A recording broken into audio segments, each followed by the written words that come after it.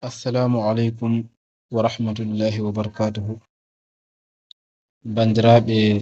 yaɓoɓe chaine men Polar Arab, mi calminama on jurama. Aɗa weesiti ko ngol woni lawol ma gadingol. Sa yiɗa binden amin nder ma mi batta abam. Kono ni so wi ka a jiɗɗo jangude defte walla arab ɗawa jokkodirde e numéro WhatsApp amen peñawo ɗon. Ngarten ko e jokkol deftere meɗen hadis wal mukhtarul ahadis. Kanuɗen ko ihtarisu minan nasi bi su'i dhanni. Nelaɗo Allah sallallahu alayhi wa sallam ne rentini yimɓe nde yimɓe cikkitto walla bonata sikki bonata jikki e yimɓe. Manam yo on ndento sikkitade e yimɓe ɓe sikki bonɗo. Ihtarisu minan nasi bi su'i dhanni. وأحبب حبيبك هونا ما عسى أن يكون بغيضك يوما ما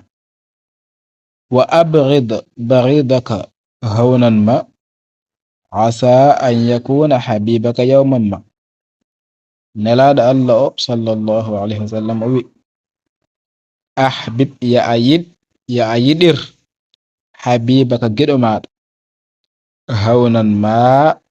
التاير يدير مسياسة كاكن داهن sabu asa ay on ɗon giɗode ina waawi an yakuna nde o wontata baridaka gañoma yawman ma ñallowma e ñalawmaji. Giɗo ma hande ina wontude gañoma jango, wadde noon giɗo ma hande o ya yiɗir ɗum seesa. Ko noon kadi o wi wa abghid ya añir baridaka gañoma o hawnan ma añir mo seesa tan. Sabu asa ina waawi an yakuna nde wontata gañoma on ɗon habibaka geɗo maɗa yawman ma ñalawma e ñalawmaji. Saɗa yiɗa neɗɗo yiɗir ɗum jam jam, sabu ñalawma ene wawi arde o waylo o wonta gaño maɗa. Saɗa aña neɗɗo añir ɗum jam jam, sabu ñalawma ene wawi arde o waylo o wonta geɗo maɗa. ɗum waɗi o wi ahbib habibaka hawnan ma asa an yakuna baghidaka yawman ma wa abghid baghidaka hawnan ma asa an yakuna habibaka yawman ma. أخشى ما خشيت على أمتي كبر البطن ومداومة النوم والكسل وضعف اليقين. وأخشى ما خشيت على أمتي كبري هل بنادي eko kulam mi leñanam ngol ko kibarul batni ko mawnude reedu. Mawnude reedu no ganduɗa ko ñamdu addi ɗum. Ko noon kadi wo mudawamatu nawmi e domade e ɗoyngol. ɗo jomum tawa fof nanɗano jamma e ñalawma tobaka kikiɗe yo ɗum mbiɗa holi ɗum e leñanam ngol. Ko noon ne wal kasalu e ngaamela mbiɗa holani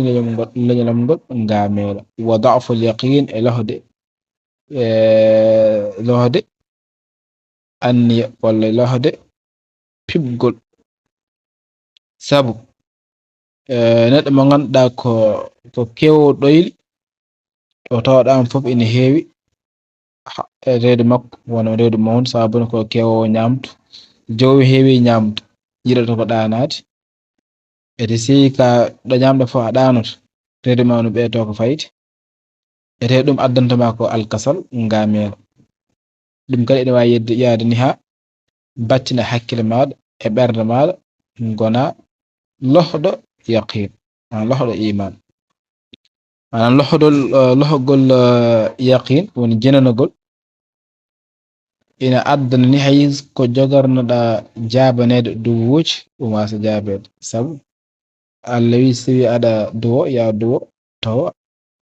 aɗa yenana e jabede. Kono si noon ka lohɗo ko maɗɗa kala fof ko aɗa waɗa a jogo hen sikkitare loore ɗum ɗo omo hulani ɗum leñol makko ngol. أد ما افترض الله عليك تكن من أعبد الناس واجتنب ما حرم الله عليك تكن أورع الناس. warda bima qasama Allahu laka takun min aghna an-nas. wi addi ya tuttir maftarada Allahu alayka ɗum ko Allah farli e maɗa ya waɗ ko Allah farli e maako ngan sanga takun laatoɗa min a'badin nas ke ɓurɓe moƴƴuɓe jeyaɓe jeeɗa ɓurɓe wade rewde Allah. wajtanib woɗɗito ma harrama Allahu ko Allah harmini alayka e ma ngan sanga takun laatoɗa awra annas ɓurɗo surade e yimɓe ɓe ɓurɗo ɗoɓɓe hulde Allah. warda ya wele bima qasama Allahu laka ko Allah feccan maako feccere nde Allah hokkumande wela ɗum takun ngan sanga laatoɗa min aghna an-nas ke ɓurɓe alɗude e yimɓe ɓe jeeɗa. addibu awladakum ala thalathi khisalin hubbi nabiyyikum wa hubbi ahli baytihi wa qira'ati al-qur'ani fa inna hamalata al-qur'ani fi dhilli llahi yawma la dhilla illa dhilluhu ma'a anbiya'ihi wa asfiya'ihi. nelaɗo Allah sallallahu alayhi wa sallam wi addibu nehire awladakum ɓiɓɓe mon ala thalathi khisalin e jikkuji tati. en jikku goto nehireɓe e hubbi nabiyyikum mbaɗe feere ha ɓiɓɓe mon jiɗa annabi mon wa hubbi ahli baytihi mbaɗe feere ha ɓiɓɓe mon jiɗa ahlu bayt annabi mon wa qira'ati al-qur'ani mbaɗe feere ha ɓiɓɓe mon jiɗa jangude al-qur'an ay fa inna hamalata al-qur'ani ay ɓen rondiɓe al-qur'an jangoɓe al-qur'an ñande yawmal qiyamata ɓe gonata ko fi dhillillahi ke ɓuɓri Allah ki ñalawma mo ganduɗa yawma la dhilla ñalawma mo ganduɗa ɓuɓol ala illa dhilluhu so wona ɓuɓol makko on ɗo ñalawma ala fof ko ɓuɓnata so wona ko mo Allah hokki ɓuɓri ete ɓen ɗon rondiɓe qur'an jangoɓe qur'an ñande yawmal qiyamata kay ɓuɓri Allah ki ɓe gonata ɓe gondoton ma'a anbiya'ihi ɓe gondoton e annabaɓe Allah wa asfiya'ihi e suɓaɓe Allah. ud'u llaha wa antum muqinuna bil ijabati wa'lamu anna allaha ta'ala la yastajibu du'a min qalbi ghafilin lahin. wi ud'u llaha nduwaɗe Allah wa antum tawa onon sanga nde duwotoɗon Allah nde muqinuna oɗon jenana bil ijabati e jabanede wi saɗa duwo ya duwo ete jenanɗa wonde ko duwotoɗa ɗo ko koko jabete sabu wa'lamu gande anna Allah no Allah ta'ala tawɗo la yastajibu o jabotako du'a mo ganduɗa ummi ko min qalbi ghafilin kay ɓernde belsindiɗo lahin pijintoɗo neɗɗo mo ganduɗa sono duworto tan ko yimɓe ɗon duwono duwo kono o fiɓani e anni makko wonde o fiɓani e ɓernde makko wonde ko duwoto ɗo ko ma Allah jaɓru ko onon duwaw Allah jaɓatako. iza ataka Allahu malan falyura atharu ni'matillahi alayka wa karamatihi. wi iza ataka Allahu malan so tawi Allah hokkima jawdi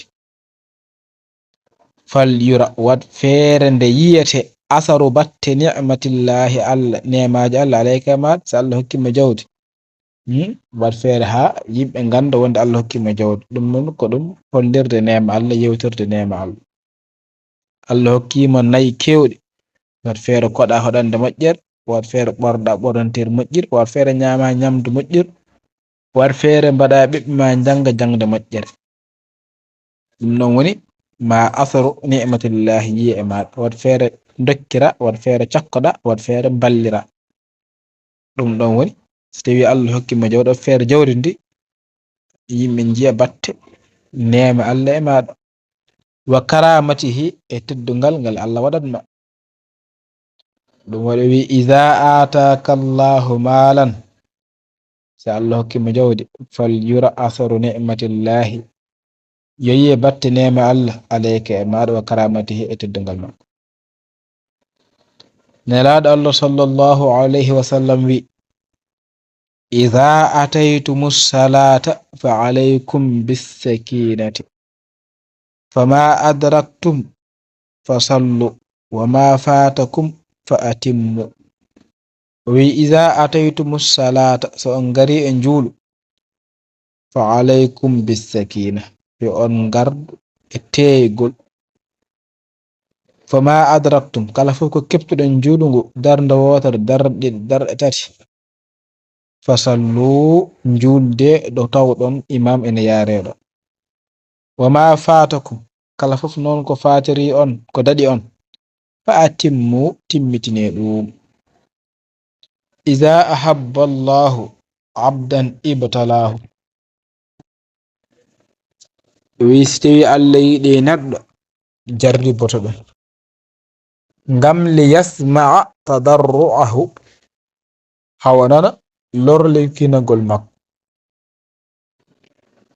idha ahsana ar-rajulu as-salata fa atamma ruku'aha wa sujudaha qalat as-salatu hafizaka Allahu kama hafiztani faturfa'u wa idha asaa as-salata falam yutimma ruku'aha wa sujudaha qalat as-salatu dayya'aka Allahu kama dayya'tani fatulaffu kama yulaffu ath-thawbu al-khalaq fayudrabu biha wajhuhu wa idha ahsana ar-rajulu as-salata so tawi gorko neɗɗo juuli juulu o moƴƴini juulungu moƴƴinde juulu woni holɗum fa atamma ruku'aha o timmini rukuuji ɗi wa sujudaha o timmini sujudeji ɗi qalat as-salatu ma juulungu wiyanmo hafizaka Allahu ya Allah rene kama hafiztani hono no ndenirɗa kam ni faturfa ngam saanga juulungu ɓamte nawe dow kono noon wa idha asaa as-salata so tawi neɗɗo bonni juulu bonnude juulu woni falam yutimma ruku'aha o timminani rukuyeje ɗe wa sujudaha o timminani sujudeje ɗe qalat as-salatu juulungu wiyanam dayya'aka Allahu ya Allah bonne kama dayya'tini hono no bondirɗa kam ni ya Allah bonniron fatulaffu juulungu ñobbe kama yulaffu thawbul khalaq hono no comcol dappugol ñobbirteni fo yudrabu biha wajhuhu o fiire ɗum yeeso makko ya Allah damde en hen idha adhana al-mu'adhdhinu yawma al-jum'ati haruma al-'amalu nelaɗo Allah sallallahu alayhi wa sallam wi so tawi noddinowo noddini ñande ñalawma aljuma haruma al-'amalu gollal harmi noddinama tan yo yimɓe paa to juulirde juuliya idha atayta madja'aka fatawadda wudu'aka lis-salati thumma idtaji' ala shiqqika al-aymani thumma qul اللهم أسلمت وجهي إليك وفوضت أمري إليك وألجأت ظهري إليك رغبة ورهبة إليك لا ملجأ ولا منجا منك إلا إليك اللهم آمنت بكتابك الذي أنزلت ونبيك الذي أرسلت وإذا أتيت سوياري مدجأك إمبالندما سعيدي للار سعيدي دانات إني فتوضأ يا سلقني وضوءك للصلاة سلق ما هنا نشلق نرتدى سد جولني تقل ثم ضطجي يا للدره على شقك الأيمن بنجما نعم ثم قل ساللي ما للدرين بنجما نعم بيع اللهم أن الله أسلمت مجبلني وجهي يسمغو إليك في ودي أمال وفوضت وفوضت بيلي أمري فياك أم أودو إليك في ودي أمال وألجأت mi ƴoñi ظهري كيش أمكي إليك في ودي أمال رغبة دير قول ورهبة كل قول إليك في ودي أمال سبو لا ملجأ ولا منجا منك إلا إليك بدرد سود أرد على وانا أمال ودنون اللهم أن الله آمنت من دم قوم ديني بكتابك دفتر من دين غندودا الذي أنزلت دين جيبين ونبيك الذي النبي ما أون من غندودا أرسلت أنيلي دفتر نتلين داندي ميدو قوم دينين النبي ما نول داو ميدو قوم دينين أي ودسي أري نجور ساري إلالات بدا أودو دواو جالي ha saligo moƴƴe timma caggal ɗum leldirɗa bange ma ñaama biya allahumma aslamtu wajhi ilayka wa fawwadtu amri ilayka wa alja'tu dhahri ilayka raghbatan wa rahbatan ilayka la malja wa la manja minka illa ilayka اللهم آمنت بكتاب الذي أنزلت ونبيك الذي أرسلت إذا أراد الله بعبد خيرا جعل غناه في نفسه وتقاه في قلبه وإذا أراد الله بعبد شرا جعل فقره بين عينيه نلاد الله صلى الله عليه وسلم إذا أراد الله سألمويني بعبد مجد خيرا مجر جعل غناه ودنقلمك في نفسه في التعنمك وتقاه كل المقال في قلبه برنما وإذا أراد الله بعبد شرا سألمويني مجد ورد جعل فقره ود باسمك بين عينيه جرمك maanaam kalkumde Allah yiɗi neɗɗo moƴƴere ngal makko ngu waɗa ɗum ke fettaani makko kal fof ko waɗan ni hen kulo makko Allah waɗa ɗum on ɗum si o moye neɗɗo ko bone o waɗ neɗɗo on ɗon yiyata tan so wona basam makko nde fini fof no wayto nana haala ko fate basal ngal o wondi ga iza arada Allahu bi abadin khayran فقهه في الدين وزهده في الدنيا وبصره عيوبه وي كم كان الله صلى الله عليه وسلم إذا أراد الله سألمويني بعبد مجد خيرا مجر فقهه مؤفم في الدين وزهده مؤود أرود في الدنيا أدن وبصره أيينم عيوبه أي باجم سنت فامي دين رودي أدن يتاس ونا أي باجمون فام أون الله إن يديم مدر كان سيوي كفر دنجود دارن حال أي باجنان دار أتش أي بمات ياوت خورما إذا أراد الله بعبده الخير عجل له العقوبة في الدنيا وإذا أراد الله بعبده الشر أمسك عنه بذنبه حتى يوافى به يوم القيامة وإذا أراد الله Allah muyani bi abdihi e maccuɗo makko alkhayra moƴƴere ajjala lahu o yaccinanta ɗum al uqubat lebte fi dunya gila aduna te ko lebtete to waɗi ko mo lebtira Allah tellirantamo lebte ɗe gila aduna o lebte aduna so yehi lakal wasa lebte to kono wa iza arada allahu bi abdihi sharra so Allah muyani maccuɗo mum o waradde amsaka anhu bi dhanbihi o jogitto ga lebtugol ngol o jaggiran bakkutuji makko kala fof komo waɗi omo mofta bakkutuji makko omo bewnamo omo waɗa bonande sikki wonde mataw Allah o jijjiɗɗomo ñande fof ko toñƴo ñande fof ko barɗo ñande fof ko piiɗo ñande fof ko jarɗo sangara ñande fof ko junayɗo omo woni e jaam makko o sikka mataw ɗum ɗon Allah ko yejjitimo walla ko waɗa ko Allah ne yaadi hen to o anda wonde Allah koko woni ke moftande bakkatuji hatta yuwafa bihi yawmal qiyamah haɓe kawa ñalaw ñande yawmal qiyamah kono si noon ko jiɗɗo e on ɗo neɗɗo moƴƴere ko waɗatno guilay aduna ko bakkatuji lefte ɗe o yiyat ɗum guilay aduna guilay nanede rafi walla e basal ko nandi hen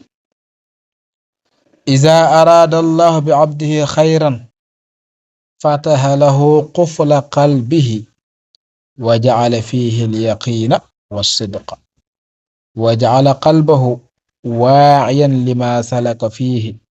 وجعل قلبه سليما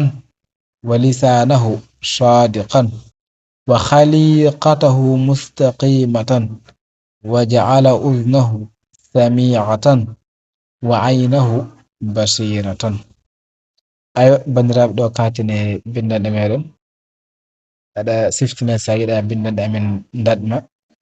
ne badata abonné chaîne he ko nonne sa yi windande nde waɗi fayida nde neldata ɗum bandiraɓe ma ngam ɓe naftoro hono naftorɗani si ka jiɗi jangude arab walla defte aɗa wawi jokkodirde e numéro amen whatsapp pe ñawo ɗon assalamu aleykum wa rahmatullahi wa barakatuh